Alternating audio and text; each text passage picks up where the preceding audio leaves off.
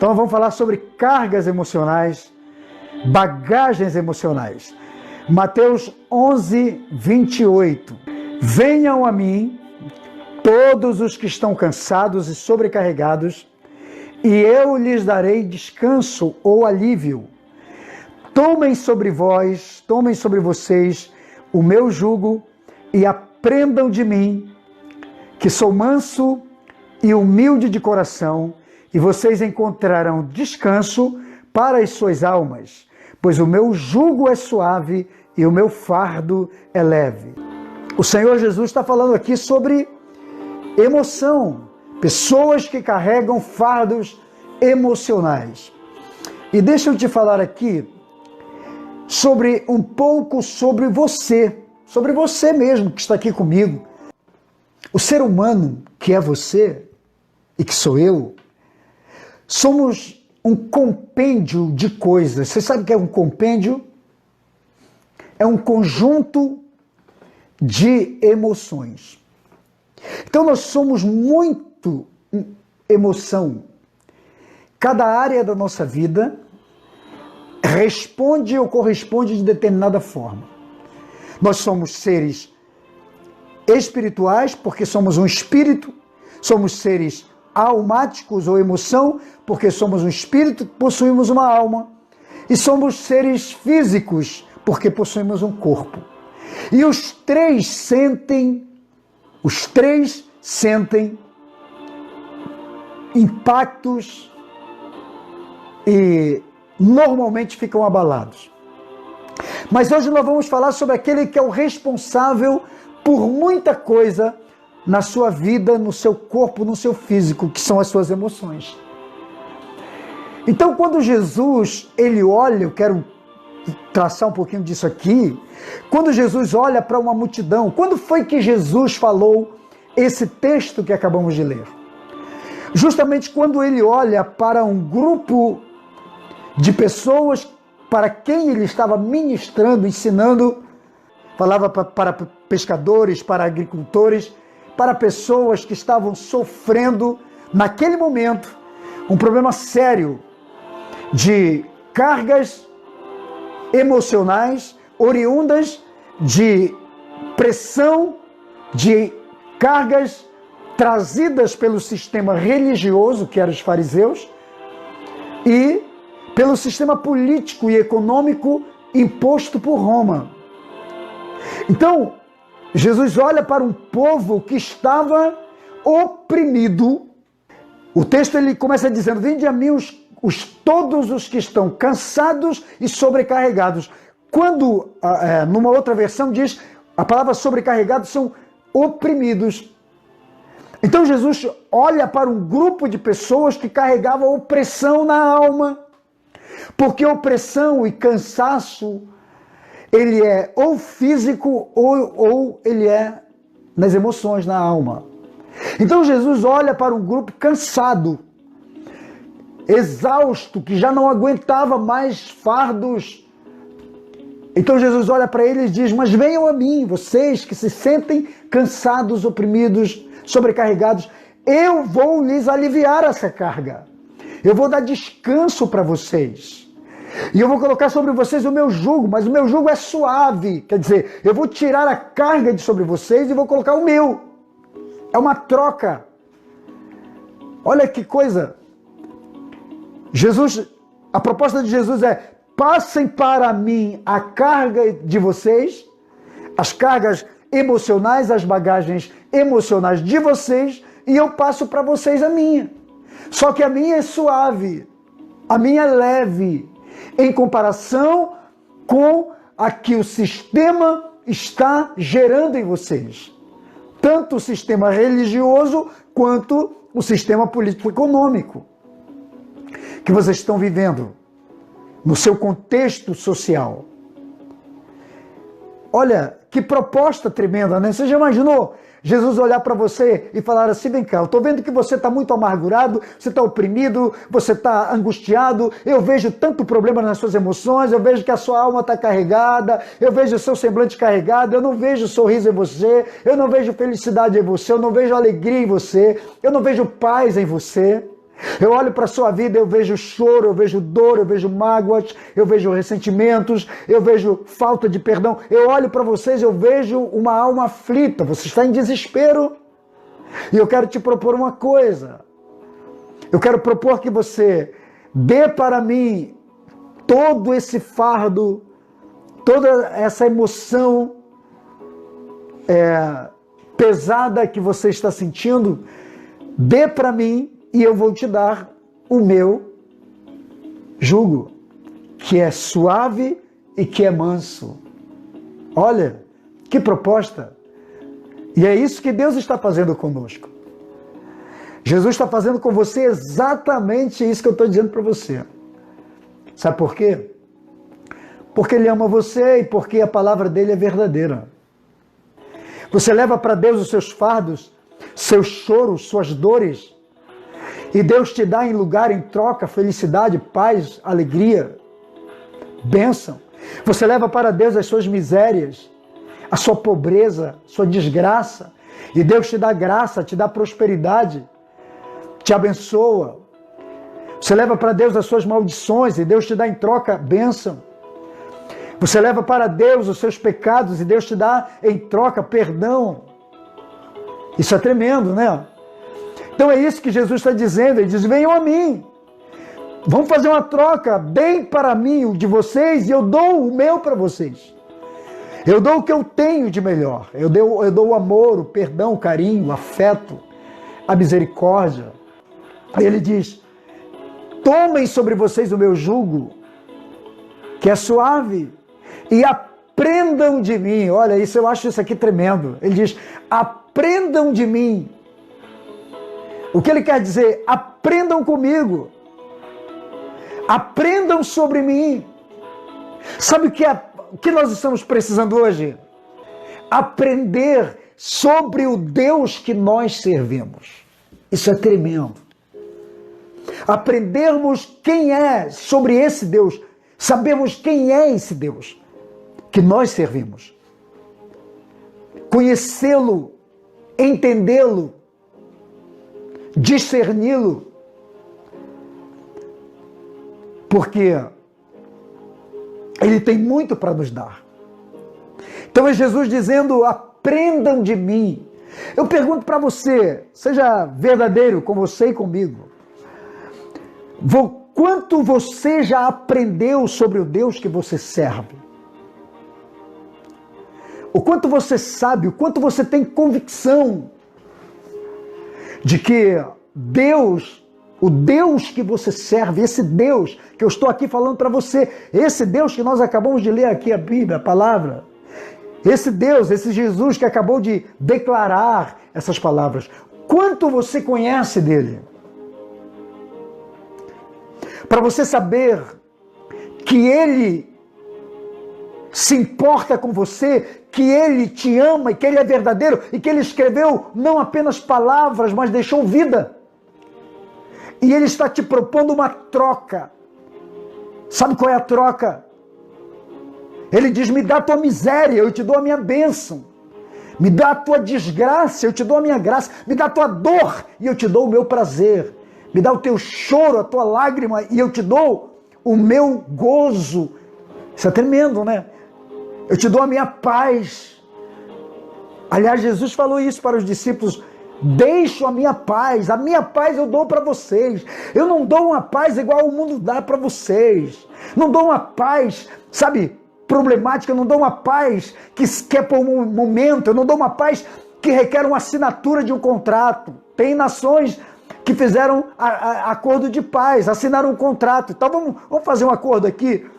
Enquanto tu não mexer comigo, eu não mexo com você. Enquanto você não mexer, eu não mexer com você, você não mexe comigo. Vamos assinar aqui acordo de paz. Jesus diz: eu não dou a minha paz como o mundo dá, mas eu dou permanentemente. Vivam nela. A minha paz vos dou. Até porque só dá quem tem alguma coisa. Ninguém pode dar o que não tem. Eu não posso prometer paz para uma pessoa se eu não sou de paz. Não é verdade? Eu não posso prometer nada para alguém se eu não consigo dar aquilo para uma pessoa. Então, quando Jesus falou: eu dou a minha paz, Ele está dizendo: eu sou cheio de paz. Afinal, ele era o príncipe da paz, ele é o príncipe da paz, né? O reino dele é de paz. Então ele disse, eu dou o que eu tenho. E ele diz, eu quero fazer uma troca com vocês. Eu quero pegar sobre mim os fardos emocionais de vocês, as cargas emocionais de vocês, as cargas espirituais de vocês. E eu quero dar para vocês o alívio, tá? Eu quero tirar esse fardo, esse peso que está sobre vocês. Ele diz, aprendam de mim, eu sou manso, sou humilde de coração. E quando vocês fizerem isso, vocês vão achar descanso para as almas de vocês. Aí ele diz, o meu jugo é suave, o meu fardo é leve. Glória a Deus, você toma posse aí. As pessoas carregam em suas bagagens muitas coisas que não deveriam carregar. Coisas que só fazem peso, coisas que só fazem volume.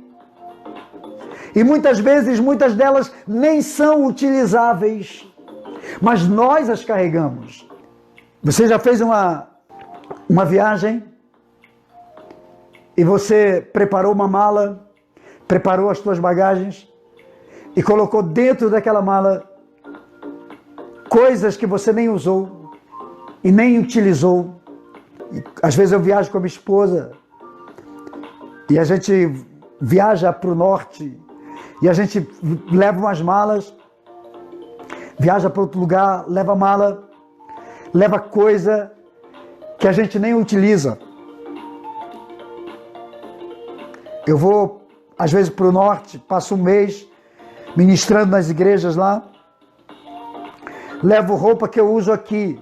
Só que quando eu chego lá, eu não as uso, porque lá é muito quente, então algumas eu tenho que evitar. Então a gente carrega coisas que muitas vezes não deveria, que só fazem volume e faz a gente pagar mais caro nos aeroportos. Assim mesmo são as nossas emoções. Nós carregamos nas nossas emoções, nas nossas bagagens emocionais, nós carregamos coisas que não deveríamos. E essas bagagens emocionais, elas são experiências que nós vivemos ao longo da nossa vida, que passamos, somos como aquele povo à margem do Mar da Galileia, como Jesus os encontrou e falou essa palavra para eles. Só que as cargas emocionais podem ser boas ou podem ser ruins, mas eu quero falar das ruins, que a maioria de nós temos aqui, guardamos dentro de nós, carregamos conosco, levamos os nossos fardos emocionais para dentro dos ambientes por onde passamos. Tem gente que carrega os fardos emocionais na sua bagagem e leva para o casamento, leva para a sua vida financeira, leva para o seu trabalho, para a sua vida profissional, leva para o seu relacionamento de amizade. Ela leva para qualquer ambiente que ela vive. Porque ela está tão carregada emocionalmente que ela não sabe como se libertar. E eu enumerei aqui alguns. O que são essas cargas, esses fardos, essas bagagens emocionais ruins? Vou começar com a primeira dela, embasado no que Jesus está falando aqui. A primeira carga emocional que o ser humano carrega muito chama-se ansiedade. Ansiedade é um fardo emocional que as pessoas carregam com elas. Por quê? Porque a ansiedade é fruto de um mau ambiente emocional que nós estamos vivendo, ou de um estresse excessivo, ou de uma preocupação excessiva. Ansiedade é antecipar coisas. Normalmente o sentimento da ansiedade é por algo que ainda não aconteceu. E a gente começa a se desesperar. Nos tornamos ansiosos. Em Mateus 6, o Senhor Jesus diz assim: não fiqueis ansiosos pelo dia de amanhã, porque amanhã cuidará de si próprio, basta cada dia o seu próprio mal. Você já leu isso? Ele está falando para um povo ansioso, então ansiedade é um sentimento do futuro. Só que eu já vivo hoje, nós vivemos hoje.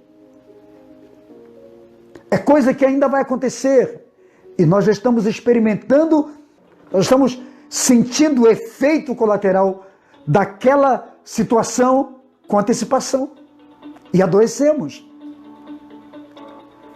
Então a ansiedade é querer uma coisa fora do tempo, é querer que as coisas se ajustem no momento errado. E tudo na vida, aprenda uma coisa, tudo na vida tem a sua hora, tem o seu tempo, tem o seu modo, tem o seu momento.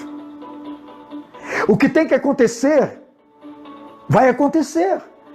A ansiedade não vai antecipar algo que está programado, está agendado para amanhã.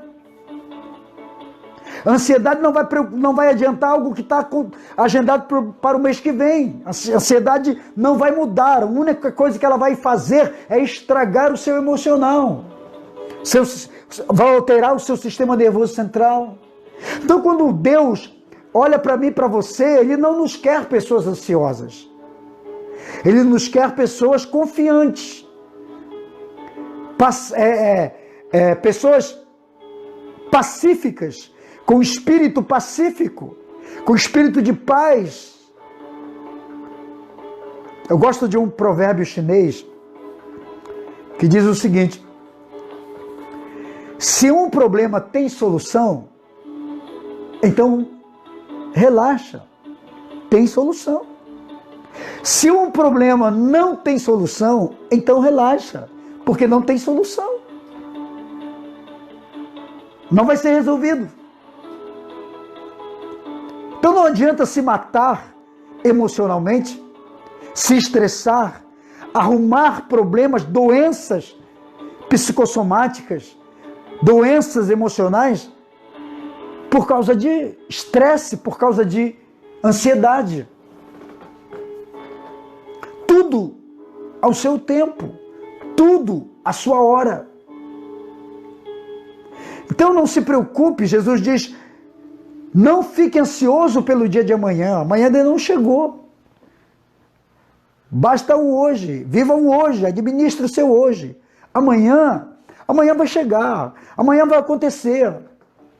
Amanhã, quando você amanhecer, será outro dia, será outro tempo. Com certeza vai ter uma saída, vai ter uma solução, vai ter uma resposta. Então a ansiedade é uma carga, é uma bagagem que nós carregamos. O ser humano está carregando, as pessoas estão carregando por aí. Elas levam. O problema é que elas carregam dentro delas para onde elas vão. E elas fidam também contaminando outros que estão com ela. Então, deixa eu te dizer, problemas todos temos. Quem não tem problema? Quem não tem? Agora, você precisa entender que todo o problema, ele é externo. Só um problema, um tipo de problema que é interno, é quando é uma doença física. Mas a maioria dos problemas emocionais, elas são sintomas externos que nós importamos para nós. Todo problema emocional tem uma causa, e todo problema emocional, a causa é externa. O único problema que você tem é aquele que vem através de uma doença física. E eu quero dizer para você, problema emocional não é doença, não existe doença emocional. Pergunte a qualquer psicólogo, a qualquer terapeuta, eu sou terapeuta. Pergunte a qualquer terapeuta, qualquer psicólogo, a qualquer psiquiatra, psicanalista. Ele vai dizer que não existe doença emocional. Porque problema emocional não é doença. Problema emocional é um transtorno, é um desequilíbrio que vem do externo para dentro da gente. Doença diabetes, é um câncer, isso é doença.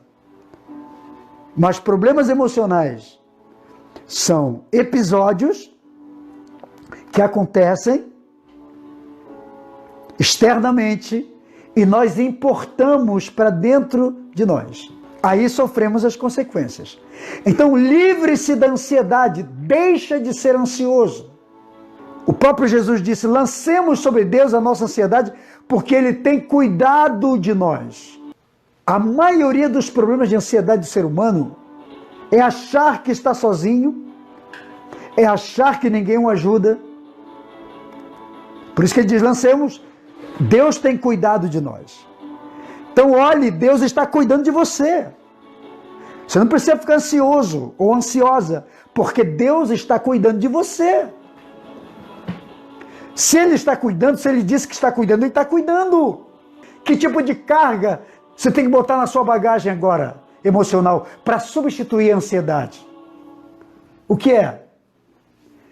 Paz de espírito, tranquilidade, serenidade, uma fé funcional para considerar, para crer o suficiente de que você está guardado por Deus. Preocupação é uma outra carga emocional, é um outro fardo emocional que as pessoas carregam em suas bagagens. O que é a preocupação? Normalmente a preocupação é um sentimento do futuro. Aliás, um sentimento do passado. As pessoas se preocupam com o que já aconteceu.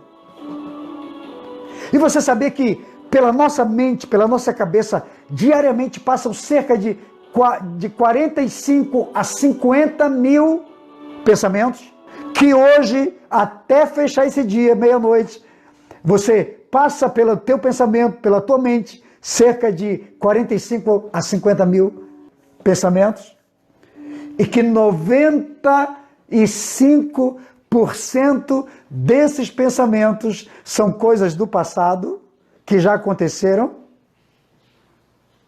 e que nós, a partir do momento que desenvolvemos nossa vida, a partir dos pensamentos, significa que nós estamos vivendo o passado e não o futuro, e nem o presente. Porque cada vez que você ocupa a sua mente, preocupado com coisas que já aconteceram, você está deixando de viver o seu presente e o seu futuro, está vivendo o passado. Então, quando Deus olha para você e diz: não se preocupe, Ele quer dizer: não viva mais em função do que passou, nem dos pensamentos negativos que não resolveram sua vida e não vão resolver. O que não deu certo lá atrás não vai dar certo agora. Faz sentido isso aí para você? Se não deu certo lá atrás, por que vai dar certo agora? Então, preocupação é um sentimento que não deveria estar conosco. Ocupe, eu sempre digo para as pessoas, ocupe, você está preocupado, preocupação tira sono, preocupação gera ansiedade, preocupação gera insônia, preocupação tira paz, causa doenças emocionais graves, doenças psicossomáticas. Então você precisa mudar isso dentro de você. Como? Troque a preocupação por meditação. Eu já dei aqui esse bizu. O que é meditação? Por isso que o Senhor fala na sua palavra: medita na palavra dia e noite. O que é meditar? É pensar. Substituir pensamentos. Pensa na palavra, pensa nas promessas, pensa em coisas boas, pensa no futuro. Use sua mente para imaginar. Imaginar é criar imagens. Imagens bonitas, coisas boas, coisas agradáveis. Ocupe sua mente com coisas que vão ser bênção para você. Porque se a preocupação está aí, instalada dentro de você, o que acontece? Ela está te corrompendo, está te consumindo energia, consumindo tuas emoções, consumindo tua expectativa, tua alegria, tua paz. E sabe o que está vendo? O que acontece com tudo isso no final? Problemas sérios. Então liberte-se da preocupação. Falta de perdão. Então a falta de perdão é um problemão na vida de muita gente. É um fardo emocional. É uma carga que as pessoas carregam consigo. Falta de perdão. E você sabe que a maioria das pessoas que não conseguem perdoar, sabe qual é o problema delas? Chama-se orgulho, soberba. Sabia? Então a falta de perdão, a pessoa que não consegue perdoar, ela é orgulhosa. Toda pessoa que diz assim, perdoa fulano, mas não quero saber dele. Orgulho. E você sabe que o orgulho nos coloca numa posição de perdas, nos coloca numa posição de desvantagem em muitas coisas. Primeiro, quem não perdoa tem um problema com Deus. Você viu que Jesus falou sobre o perdão? Quando Jesus falou sobre o perdão, Jesus disse assim, se você não perdoar ao outro as suas faltas em relação a você, o teu pai não te perdoará. Já viu isso?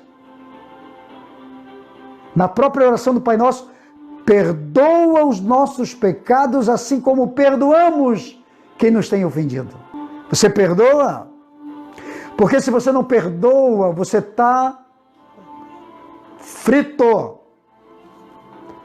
Porque é uma condição.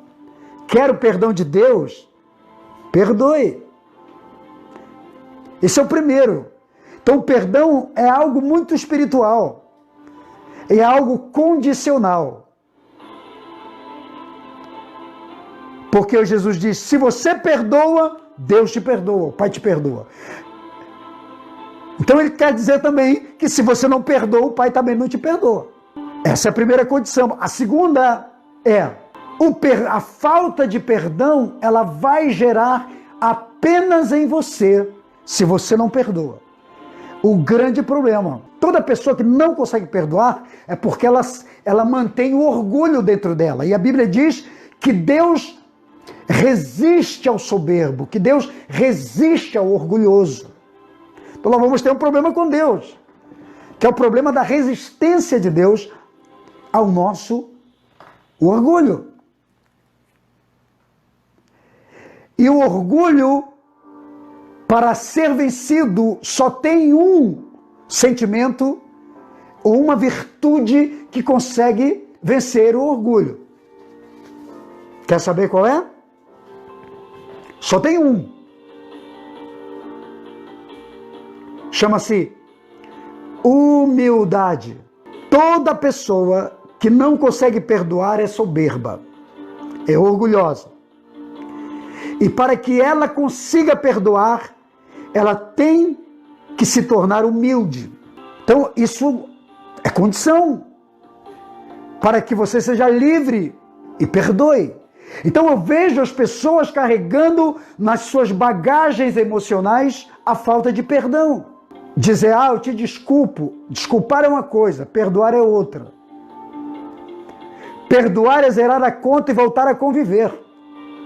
Toda pessoa que diz assim, eu perdoo, mas não consigo mais conviver, então não perdoou. Porque perdão é voltar a conviver, se necessário. Voltar a falar, voltar a sorrir, ajudar. Porque perdão é cancelamento de dívida. Perdão é redenção. Redenção é cancelamento. Vamos olhar do ponto de vista do nosso pecado. Você imagina se Jesus não me perdoasse? Se Deus não me redimisse dos meus pecados? Então perdão é redenção. Cada vez que você perdoa, você redime. Você redime a sua alma, você redime as suas emoções, Você redime o seu espírito de uma condenação. Você redime a pessoa, aqueles que te machucaram, que te feriram. Você está redimindo, você se torna um redentor na vida dela. Precisamos entender o que é o perdão, a dimensão do perdão. Porque quando você não perdoa, você está guardando ressentimento dentro de você. E ressentimento adoece, cria doenças psicossomáticas. Pode criar enxaqueca, pode gerar uma gastrite, pode gerar uma úlcera, pode gerar até câncer. Tem gente que morre de câncer porque guardou muito ressentimento dentro dele. E vira um tumor, gera um câncer, 10 anos depois morre. E não sabe por quê. Quantas cargas emocionais que você tem, que o mundo tem, e que Jesus diz, lancem tudo isso para mim, e eu dou o meu para vocês. Eu dou o meu fardo para vocês, o meu jugo, que é suave e que é manso para vocês. É uma troca, e não é uma troca muito justa. Porque nós estamos recebendo o benefício, a bênção. Eu falei aqui, é como se Jesus falasse, me dá a tua maldição que eu te dou a minha bênção. Me dá a tua desgraça que eu te dou a minha graça. Me dá o teu ódio que eu te dou o meu amor no lugar. Me dá a tua malignidade que eu te dou a minha benignidade. Me dá a tua maldade que eu te dou a minha bondade. Me dá o teu estresse, a falta de paz que eu te dou a minha paz, a minha alegria. Me dá a tua tristeza, os teus choros, que eu te dou a minha alegria. É uma troca. Então, queridos, vamos nos atentar muito para a falta de perdão. A pessoa que não perdoa, ela está enclausurando sua própria alma, sua própria vida e, quem sabe, a sua salvação. Porque Jesus disse, perdoai como o Pai vos perdoa. Jesus falou na parábola, disse, se não perdoardes aos homens as suas ofensas, tão pouco o vosso Pai, que está nos céus, vos perdoará as vossas ofensas. É duro, né? Mas é a palavra, é a verdade. Não dá para maquiar a verdade. E não dá para arrumar outra palavra para substituir o que é fato. Por isso que eu fico muito preocupado com pessoas que pegam o texto da Bíblia e jogam tudo para o mundo espiritual, para um monte de coisa, e se esquecem da realidade física. Acontece que eu sou humano, eu e você somos humanos. Entende? Tem gente que se acha anjo. Se Deus quisesse que eu fosse anjo, eu tinha nascido de asas e estava voando pelo céu. Deus quer que eu seja homem, que seja humano e desenvolva a minha humanidade. Mas para ser homem, para ser humano, eu tenho que encarar as realidades do mundo físico. Eu tenho que encarar a realidade da minha humanidade. Eu tenho que me conhecer como ser humano, eu tenho que me conhecer como homem. Eu tenho que me conhecer como pessoa. Bom, vamos passar a falta de perdão, que você já entendeu muito bem. Uma baixa autoestima. As pessoas têm uma baixa autoestima e elas carregam isso, e por conta disso elas ferem outros, elas machucam outros. O que é autoestima? O que ela significa? Autoestima significa o valor que atribuímos a nós mesmos. É o valor que atribuímos à nossa capacidade de amar a nós mesmos. Como é que você se olha? Como é que você se vê?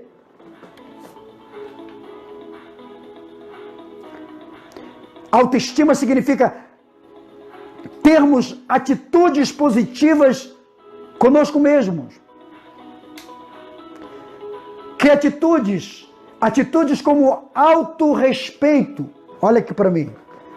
Mira em mim. As pessoas têm baixa autoestima porque não entendem quem elas são. Então, quando Jesus dirigiu aquela palavra para aquela multidão, Ele viu também uma multidão com baixa autoestima.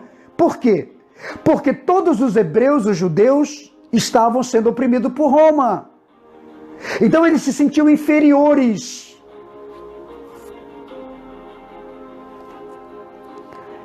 O sistema religioso dos fariseus os oprimia, os diminuía.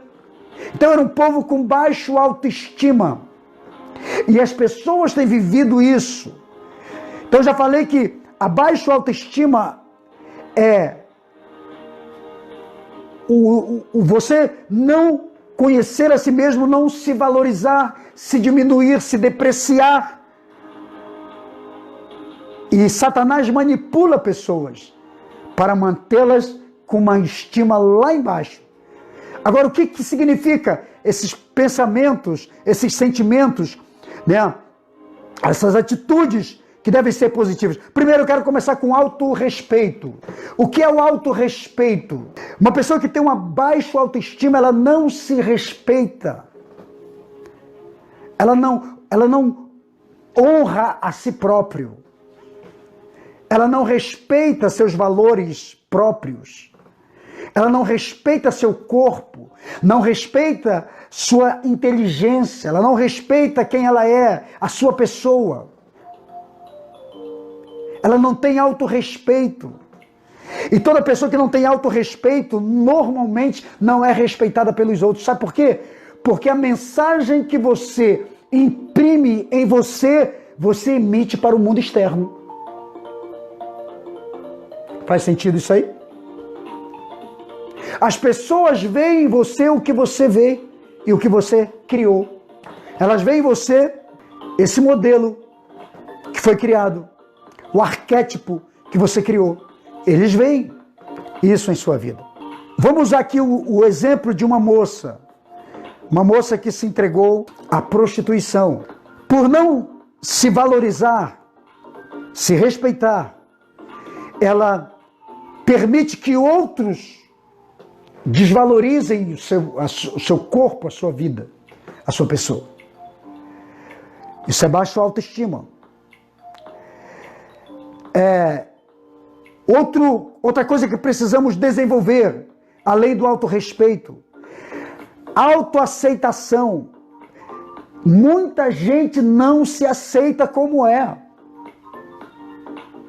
Você conhece alguém, que eu espero que não seja você, que gostaria de viver um personagem menos você? Quer ser sempre a outra pessoa?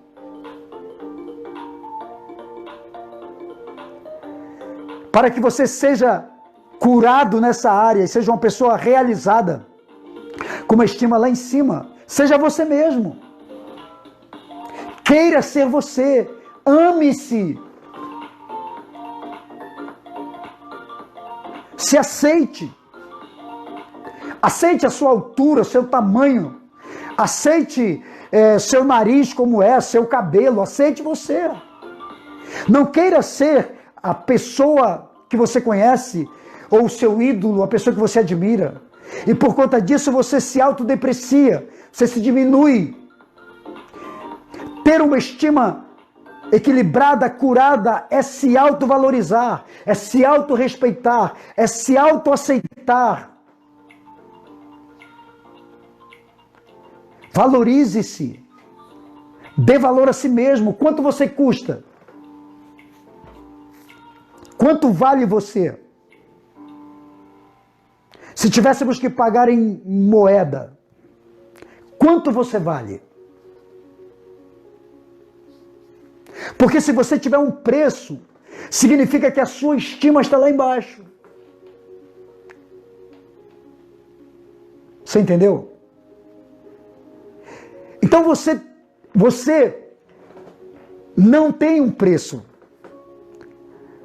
Porque o preço que foi pago pela sua vida foi um preço de sangue. Jesus deu a sua vida em resgate da tua vida e da minha vida. Entende? Então não temos um preço. Porque quando temos um preço,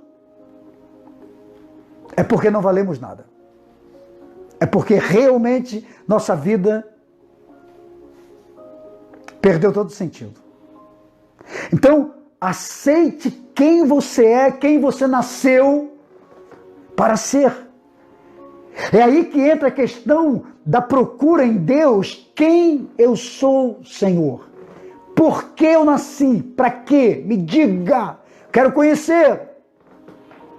Aí nós entramos no outro ponto da autoestima, que é o autoconhecimento. Você se conhece. E eu não estou falando só da sua história, mas estou falando da sua capacidade, do seu potencial, do que você pode fazer, do que você é capaz de fazer. Você já parou para pensar no que você foi criado para fazer e para ser? Você já ouviu uma pessoa que fala assim: eu não consigo aprender nada, eu não consigo fazer nada, eu não sei fazer isso, eu não sei. O não ficou tão codificado dentro dela, que é o não. Aí quando ela vê outros sendo projetados e prosperando e acontecendo, ela vai se diminuindo, vai se depreciando em função dos outros. O autoconhecimento faz parte de uma estima elevada. Conheça-se. Conheça você. Aceite você, respeite você. Porque se você não se respeitar, ninguém vai te respeitar. Se você não se aceitar, outros não te aceitam. Você está emitindo mensagens subliminares para todo mundo, toda hora, sobre o olhar que você tem sobre você mesmo, sobre a ótica que você tem de você. Autoconhecimento, conheça-se. Conheça a sua história, conheça a sua origem, conheça a sua trajetória, a sua caminhada, conheça tudo sobre você, mas conheça você também internamente, conheça você mentalmente, conheça você potencialmente, para que você existe, para que você veio. Tenha uma estima elevada, aceite-se, valorize-se, ame-se como você é. Porque cada vez que você for levar você para Deus, que você for se apresentar para Deus com as suas mazelas, Deus vai sempre dizer que você não é aquilo. Porque Deus não faz nada imperfeito. Se você é criatura feita por Deus, se você foi feito à imagem e semelhança de Deus, então há perfeição em você. É que você ainda não conseguiu enxergar. É que você ainda não conseguiu perceber. Mas se somos obra de Deus, se somos criação de Deus, criatura de Deus, temos que nos perceber como Deus nos percebe. Não, pastor, o senhor não está entendendo. Eu sou o patinho feio da família de Deus.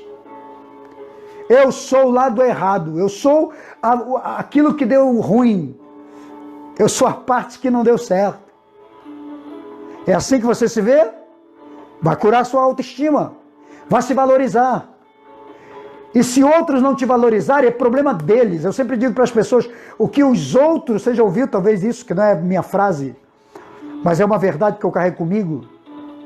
Você já deve ter ouvido. O que os outros pensam sobre você é problema delas. O importante é aquilo que eu penso sobre eu, que eu penso sobre mim. Desculpa. Que eu penso sobre eu mesmo. Corrigindo aqui. Entende? O que os outros pensam sobre mim é problema delas. O que os outros pensam sobre mim é apenas opinião delas. Opinião. É apenas o ponto de vista delas. E o que é um ponto de vista? É a vista a partir de um ponto. É você olhar para algo a partir de um ponto. Só que se eu olhar para aquele mesmo algo a partir de outro ponto, vai ser outro ponto de vista. Faz sentido isso aí para você? Então, o que os outros pensam, o que eles dizem, é problema deles. Não diz respeito a você. E nem a mim.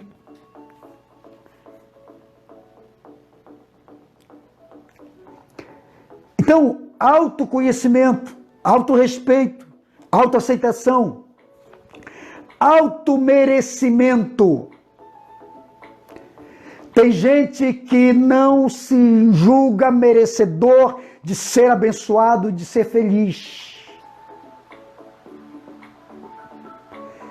Eu já ouvi pessoas dizendo, eu mereço isso mesmo, não, eu só mereço desgraça, eu só mereço miséria, eu só mereço dor, eu mereço isso mesmo, foi traído, eu merecia, eu merecia. Epa, é isso que você merece? Quer dizer, então, que você só merece coisa ruim? Porque Deus não te criou para merecer coisa ruim. Mereça coisas boas. Mereça o melhor da terra. Olha o que diz Isaías, capítulo 1, verso 19. Se me ouvirdes e me obedecerdes, comereis o melhor desta terra. Você ouve a Deus?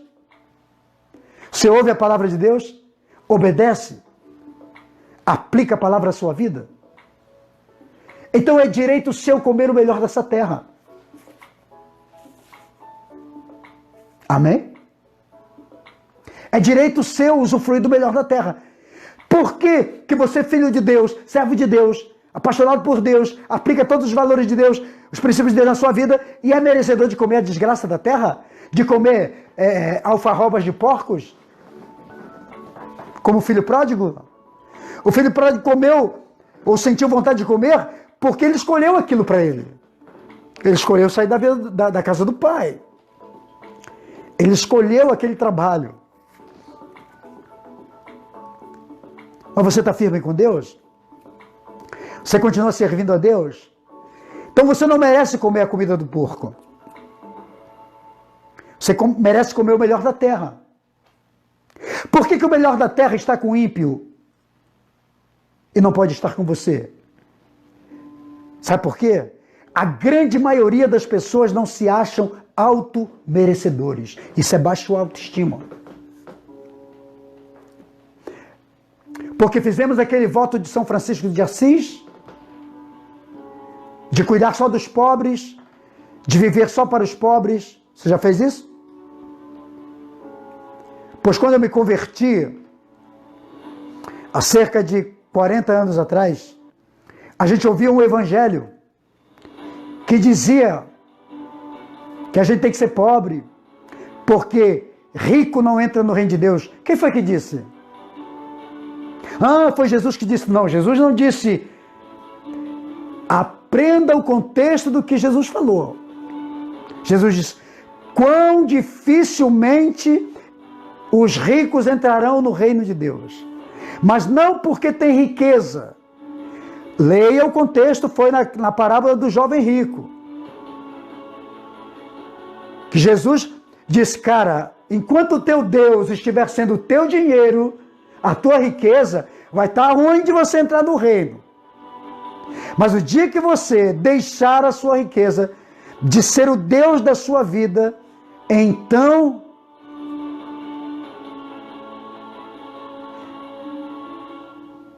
aí os discípulos falaram, então, Senhor, os ricos não entrarão no reino dos céus. Jesus falou, não. Jesus falou, é difícil, mas não é impossível. Porque, aí ele diz, o que para o homem é impossível, para Deus é possível. Então, riqueza não, porque a riqueza é de Deus. Todos os grandes homens de Deus, servos de Deus, foram ricos. Por que na sua vez você tem que ser miserável e pobre? Automerecimento. Agora, não podemos deixar que o dinheiro, o amor a ele, nos tome. Que a riqueza seja um Deus, seja um mamon em nossa vida. Entende? Mas você merece o melhor. Se veja merecedor. Se sinta merecedor. É o automerecimento. Desenvolva sua estima para o automerecimento. Glória a Deus. Autoconfiança. Você tem autoconfiança? Quem tem uma estima alta tem autoconfiança. Confie em você mesmo. Acredite que você pode fazer. Não, eu só confio em Deus. Confie em Deus, mas confie no potencial, na capacidade que Deus colocou na sua vida. Por isso que as pessoas, elas não conseguem construir uma família, porque elas não se sentem confiantes em edificar uma família. Elas não constroem uma empresa, um empreendimento, não têm sucesso, porque não têm confiança, não têm autoconfiança, se sabota, se auto-sabota. Faz sentido isso para você? Eu estou indo aqui para o último ponto, só que eu coloquei aqui, mas eu quero colocar isso para você aqui. Uma das bagagens emocionais de fardo para nós, que as pessoas carregam, é uma coisa que é chamada de complexo de inferioridade. Ah, mas complexo de inferioridade não é a mesma coisa que baixa autoestima? Não, pastor. Não. Complexo de inferioridade é aquela pessoa que realmente se diminui em detrimento dos outros. Né?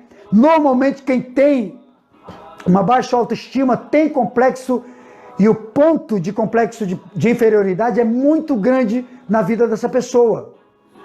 E o que é essa inferioridade? Ela se sentir, primeiramente, enumerei aqui umas coisas importantes. O que é o complexo de inferioridade? Primeiro é timidez extrema no entorno social. A pessoa é tímida extremamente no ambiente onde ela está, no entorno onde ela vive. Você é tímido? Tem timidez em você? Isso pode ser um complexo de inferioridade. Ela se sente menor no meio de todo mundo, não se sente em paz, capaz de ficar no meio das pessoas. Ela não é sociável. Ela é tímida. E eu não vou entrar nesse mérito, porque é um outro assunto, é muito grande para falar isso, mas normalmente, tanto pessoas com baixa autoestima, quanto pessoas com complexo de inferioridade, elas são frutos da casa, do lar, do ambiente onde cresceram. Familiares, papai e mamãe, diminuindo. Porque nós somos programação. Você é uma programação. O que você ouviu, o que você recebeu, programou você para a vida. Esse é o ser humano. E quando a gente tem um encontro com Deus, Ele vem para desmistificar isso e mudar tudo isso. Que a palavra de Deus nos desafia para isso, para mudança. Foi para isso que você se converteu, para acabar com esses complexos que você carrega com você. Tira todo o lixo emocional que você carrega na sua bagagem. Reflexo do complexo de inferioridade. Necessidade de agradar e satisfazer aos outros. Você tem isso? Eu tenho necessidade de satisfazer e agradar as pessoas. Eu esqueço de mim, mas para que eu seja aceito, eu tenho que agradar. É uma necessidade que eu tenho de agradar as pessoas, de satisfazer os desejos das pessoas, para que elas me aceitem. Eu vejo as pessoas vivendo isso o tempo todo. Acontece com você? Já aconteceu com você? Deixa eu te dizer, você não tem que procurar agradar ninguém para que elas te aceitem. Cada pessoa tem que ver o valor que você tem e não apenas o que você pode fazer para elas. Mas tem pessoas com um complexo de inferioridade que vive tendo essa necessidade de satisfazer, de agradar os outros. Outra coisa, dificuldade para tomar decisões. Toda pessoa que tem complexo de inferioridade, ela não consegue tomar decisões. Ela sempre está pedindo para outros tomar decisão. O marido com complexo de inferioridade nunca toma decisão dentro do lar. Ele sempre fala para a mulher. É a mulher que decide. Ou vice-versa. Ele vai para o trabalho, ele começa a sua vida, desenvolve sua vida, mas sempre em função dos outros decidirem por ele. As pessoas decidem por você, até o que você vai comer, o que você vai vestir. Então observe se tem isso aí. Quem tem complexo de inferioridade também é deixar-se influenciar facilmente por opiniões externas. Toda pessoa que se deixa influenciar facilmente por qualquer opinião externa tem complexo de inferioridade. Conhece uma pessoa influenciável? Que é fácil de se influenciar, qualquer opinião externa te influencia? Lembra que eu falei ainda agora há pouco? O que os outros pensam é problema delas. Quem tem complexo de inferioridade valoriza em excesso as conquistas dos outros. E quando olha para si próprio, se sente incapaz. Não reconhece suas próprias conquistas ou sua própria competência. Excessivamente está valorizando o que os outros conquistaram, o que os outros construíram, o emprego dos outros, o salário dos outros, a casa dos outros, os móveis dos outros, o carro dos outros. E elas desprezam as suas próprias conquistas ou suas próprias competências. Então, toda pessoa que tem esse complexo de inferioridade vive esse drama. E se você tem esse drama, precisa se libertar. Quem tem complexo de inferioridade, com frequência, se vitimiza. Eu conheço muita gente que é vítima, que se sente vítima. Todo vitimista, na maioria das vezes, tem complexo de inferioridade. Estão sempre se vitimizando. Nunca se responsabilizam. A pessoa que tem complexo de inferioridade é muito sensível a críticas. Você conhece alguém que não consegue receber crítica de ninguém? Que quando alguém lhe critica na igreja, no ministério, lhe critica no trabalho, por uma coisa que ela fez, e a pessoa fica sensível, fica magoada, fica ressentida, fica ferida, porque não sabe receber a crítica, quer só receber elogios, Quem tem problema com crítica, é muito sensível à crítica, normalmente tem complexo de inferioridade. E normalmente quem critica muitos outros também tem complexo de rejeição e de inferioridade. Aí, para se realizar, para se colocar numa posição de superioridade, ela critica os outros. Tudo isso são cargas emocionais, são bagagens que carregamos conosco. E Deus não quer que a gente carregue isso com a gente. Toda pessoa que tem, é aquilo que eu falei ainda há pouco, a pessoa que tem inferioridade, ela tem a tendência de apontar os erros dos outros. Mas ela aponta como uma estratégia para a sua autoproteção.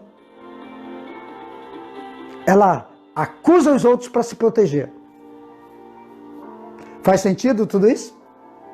E finalizando aqui, a pessoa que tem uma baixa autoestima, ela carrega com ela o sentimento de rejeição, raízes de rejeição muito fortes, muito profundas na sua alma. A rejeição é aquele sentimento de abandono, de não aceitação por parte dos outros.